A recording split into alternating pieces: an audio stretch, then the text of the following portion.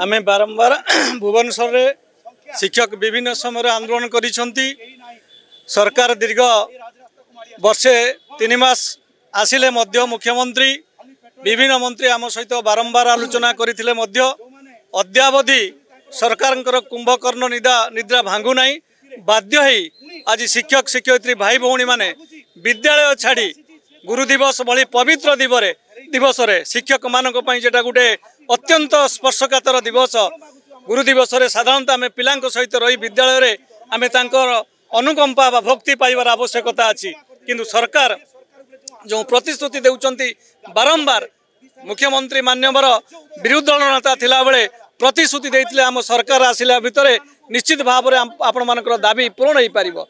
विशेषकर जोटी मुख्य प्रसंग दुईटी पेंशन मिलवा एवं 194 विद्यालय को अनुदान दबा ये जो रही दुईटी मुख्य प्रसंग ये दुईटी मुख्य प्रसंग को मध्य सरकार मानिबा निष्पत्ति ग्रहण करूना जहाँफल हजार हजार शिक्षक बिना दरमारे कालातीपात करुला बेले पाखापाखि 10,000 ऊर्ध्व शिक्षक अवसर ग्रहण कले। अवसर दिन से माने शून्य हस्ते घर को फेरवाई बाध्य होउचंदी। आगामी दिन में सरकार जदि ए पदक्षेप को बा निष्पत्ति को आम शिक्षक दाबी को न मानती निश्चित भाव में सरकार सहित आम मुकाबिला परिस्थिति करूँ। दीर्घ 24 वर्ष सरकार मध्य ये शिक्षक मानकर लुह लहुरे निश्चित भाव में टली पड़ी।